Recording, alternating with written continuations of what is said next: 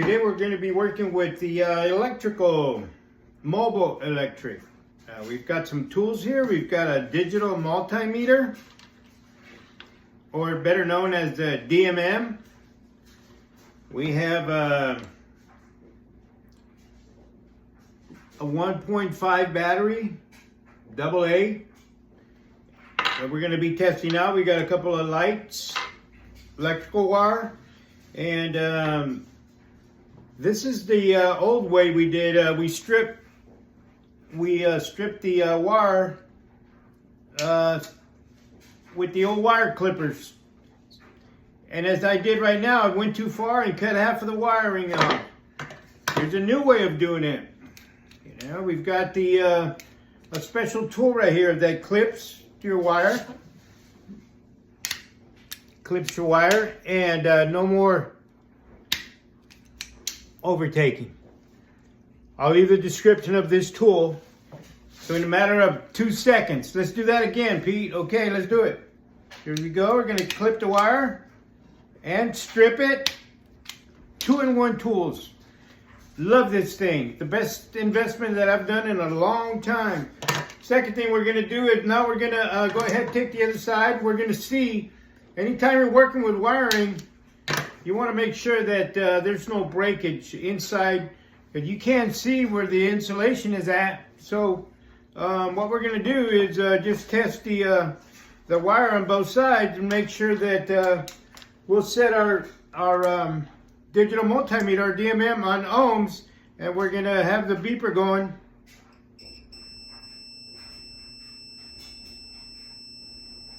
And maybe you could hear that it's beeping. So that means that we've got no breakage inside my wiring. That means there's complete, the connection is complete from one end to the other, because you and I cannot see inside the insulation. That's where your tools come in handy.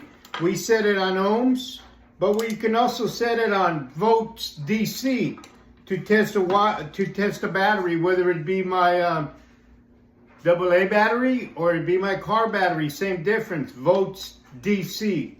DC stands for direct current. All your batteries are going to be direct current.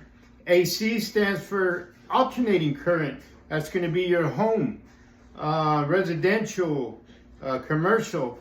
Alternating current coming out of your house plugs, the connectors. So right now we set it on, I know that you all can't see that, but we're going to set it on volts DC, and it's going to give me a 1.5. It fits a good battery over here. You put the negative, which is your black connector, and your red on the positive. And if I had 3 or 4 hands, I could show you that it's on, let me see if I can put it on hold for you all.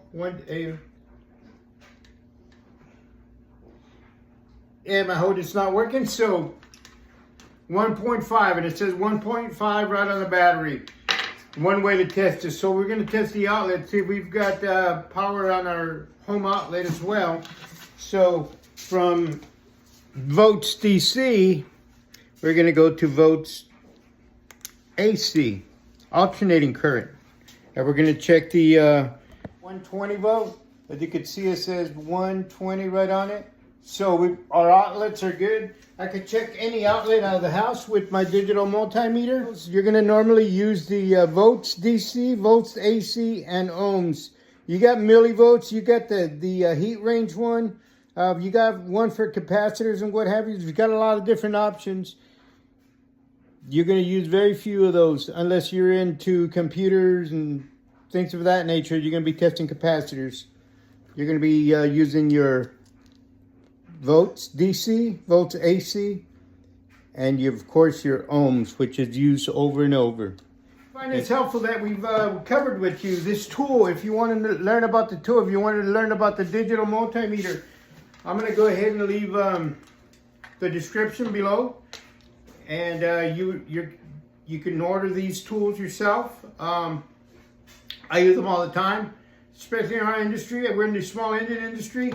Again, my name is Peter Gonzalez. They call me the no mas guy because I'm going to get to my story at some point, but a lot of you have already heard my story and the other ones. But nonetheless, we're going to keep coming back to you, showing you tools that are utilized daily in our field, and you could use them around your household as well. And if you work on cars, speakers, radios, TVs, stereos, best friend right here, digital multimeter, DMM.